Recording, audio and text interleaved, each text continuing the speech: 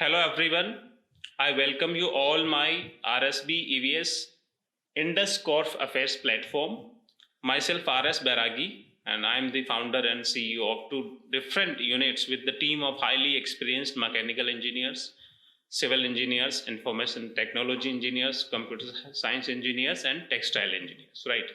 Apart from this, I am the government register valuer under the Insolvency and Bankruptcy Board of India and 34 AB of Wealth Tax Act 1957. So this is the one vertical, and another vertical, I'm also the director and producer under the RSB Films Productions. This is the second vertical on which I work regarding the filmmaking, script writing, shooting, pre and post plannings, and pre and post productions, and marketing and distribution. So all these things I do work in second pillar.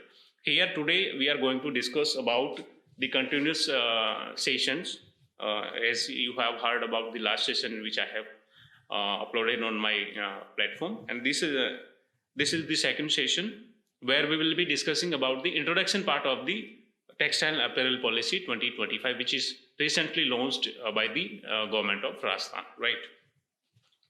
So this is the applicable for newcomers in the textile industry, plus the textile cities of various districts in Rajasthan, right? Like generally Pilwada is the textile city, and other textile units are also available in Pali and in Barmer, in Jodhpur, and some other areas, right?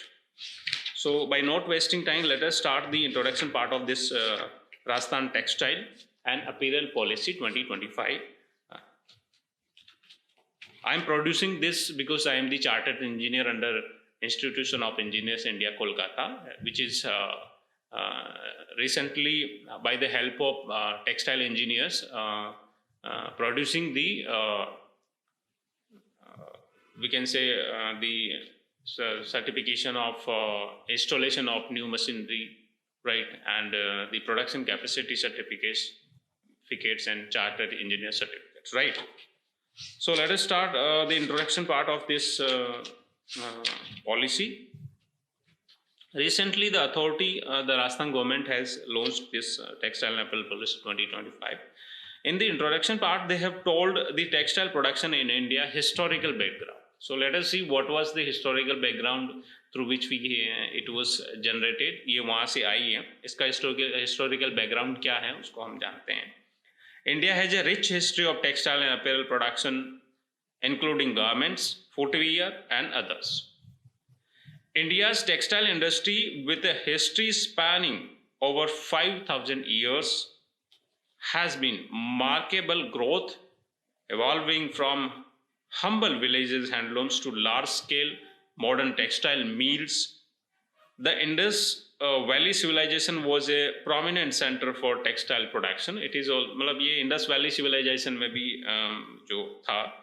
In ancient India, thriving in around the cities of Mohenjo-daro and Harappa between 2500 and 2000 BC, it was also available. Excavation from these sites have revealed spindle walls of wool, anchors, cotton, copper sewing needles, along with figurines and engraved seals. तो जो मोहनजोदड़ो और हड़प्पा है वहाँ से भी काफ़ी instruments मिले हैं, जिससे हमें पता चलता है कि हमारी जो टेक्सटाइल इंडस्ट्री काफ़ी पुरानी है. Impressions of woven fabric and large quantity of cotton seeds dating as far back as 5000 BC indicate the cotton cultivation and textile weaving were already highly developed by that time. So it was the textile production in India and the historical background. जो second है वो हम introduction part में देखते हैं, वो है textile production in India current scenario का. ये तो हमने historical background देख लिया Indus Valley civilization के अंदर, मोहनजोदड़ो, हड़प्पा के अंदर. अभी जो current scenario है वो क्या है? Textile and apparel sector plays a significant role in India's economy, contributing. The first point is 2.3% to India's GDP it is contributing. The sector is a major contributor to the nation's gross domestic product, showcasing its importance in India's overall economic framework. मतलब GDP के अंदर भी around 2.3% का इसका textile sector का योगदान है, और जो इंडस्ट्रियल प्रोडक्शन है वो 13% है जो है अपने इंडिया का. It's forms a substantial part of India's industrial output, underscoring the sector's large-scale manufacturing presence. So around 13% जो टेक इंडस्ट्रियल प्रोडक्शन है वो अपने टेक्सटाइल सेक्टर का है. 12% टू इंडियाज एक्सपोर्ट्स, जो इंडिया का एक्सपोर्ट मार्केट है वो अराउंड 12% जो है हमारे टेक्सटाइल इंडस्ट्रीज का है. As one of the largest exporters, the textile and apparel industry is crucial to India's trade, exporting a wide range of products including fabrics, garments and yarn to global markets. So the sector is also a major employer, providing jobs to millions of people. तो इन अलग different sectors में अगर textile जो है industry already work कर रही है तो ये बिल्कुल जाहिर सी बात है कि ये मिलियंस ऑफ पीपल्स को जॉब दे रही हैं, है ना, स्पेशली इन रूरल एरियाज और खासतर गाँवों में, and integral to the country's socio-economic development.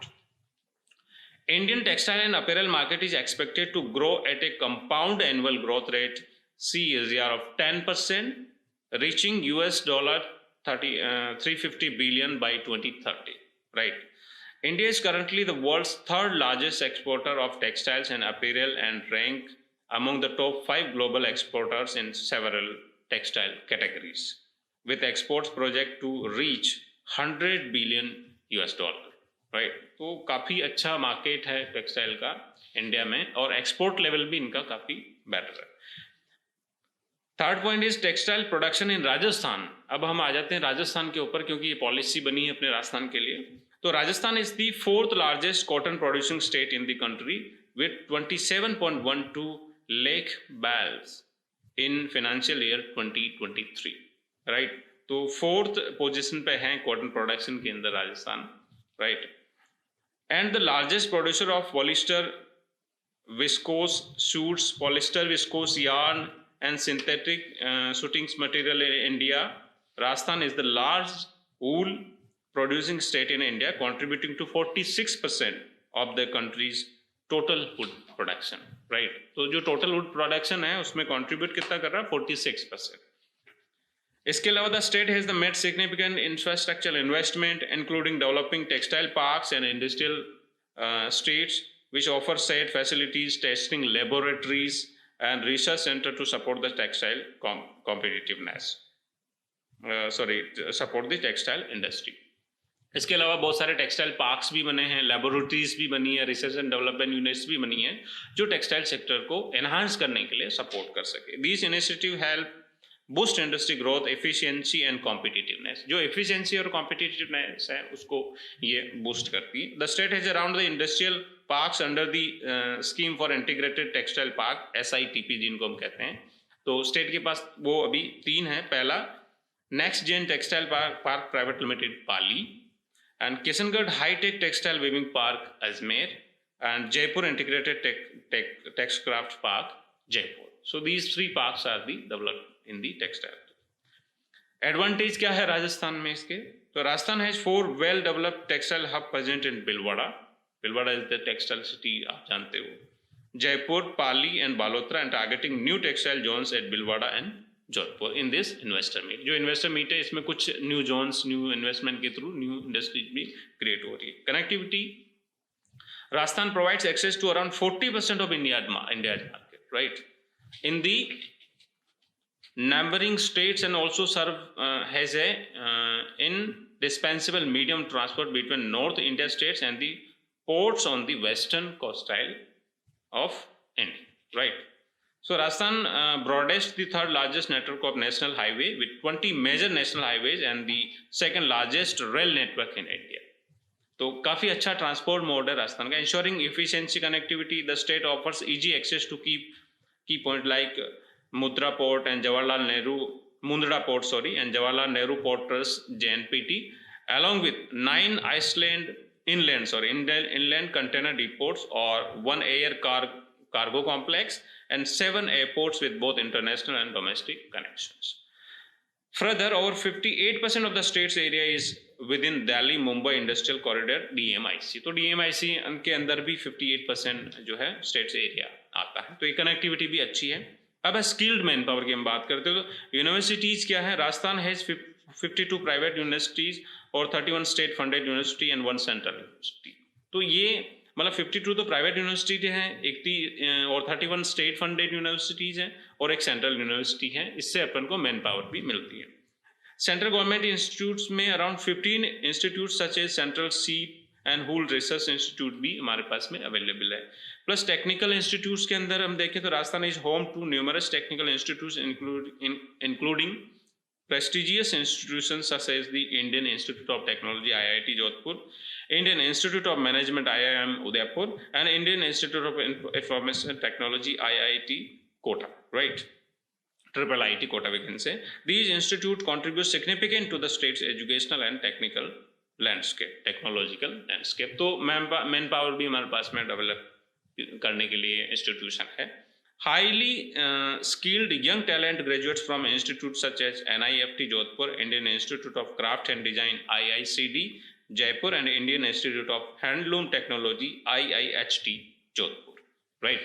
So इस तरीके से हमारे पास में जो है इसका हिस्टोरिकल बैकग्राउंड क्या था, करंट सिनारियो क्या है टेक्सटाइल इंडस्ट्री का, अपकमिंग सीन क्या है, कितने हमारे पास में टेक्सटाइल पार्क्स हैं जो हमने इस इंट्रोडक्शन पार्ट में देखा है, पॉलिसी में गवर्नमेंट ने इंक्लूड किए हैं, प्लस जो कंट्रीब्यूशन है इंडिया की ओवरऑल डेवलपमेंट में वो टेक्सटाइल सेक्टर का कितना है, उन चीज़ों को भी हमने अभी इस सेशन में देखा। और जो स्किल्ड मैन पावर है वो स्टेट की यूनिवर्सिटी से और सेंट्रल की यूनिवर्सिटी से प्लस जो टेक्निकल इंस्टीट्यूट्स है उनकी अवेलेबिलिटी के आधार पे हम लोगों को यहीं से ट्रेंड जो है स्किल्ड मैन पावर मिल जाती है, टेक्निकल स्टाफ हमको अरेंज हो जाता है। तो this is the introduction part of textile pillar policy 2025। जो हमारा नेक्स्ट सेशन होगा उसमें हम स्कोप ऑफ द पॉलिसी पढ़ेंगे कि किस टाइप का स्कोप इस पॉलिसी के अंदर है, इस टेक्सटाइल सेक्टर में राजस्थान के अंदर है, जिससे न्यू कमर्स प्लस जो एग्जिस्टिंग इंडस्ट्रीज हैं वो बेनिफिट उठा सके। गवर्नमेंट ऑफ राजस्थान का ये जो इन्वेस्टर मीट के अंदर ये अच्छा उन्होंने प्रोविजन बनाया है और टाइमली पॉलिसी भी इंट्रोड्यूस कर दी है, लॉन्च कर दी है। सो आज के सेशन में इतना ही। Apart from this I would also bring some other lessons, right, other sessions also. ये मेरा टेक्निकल अभी टेक्सटाइल पे चल रहा है, इसके अलावा मैं जो अदर हमारे पार्ट्स हैं उन चीज़ों को भी मैं आपके समझ जो है प्रेजेंट करूँगा, जिसमें हमारा valuation of types of all assets हैं, राजस्थान डेटा सेंटर पॉलिसी है, लॉजिस्टिक पॉलिसी है। All these policy will be introducing by me and one by one, step by step. Also the Rajasthan Tourism and Unit Policy 2024 or 2025 maybe apply in 2025 also. So this I will present.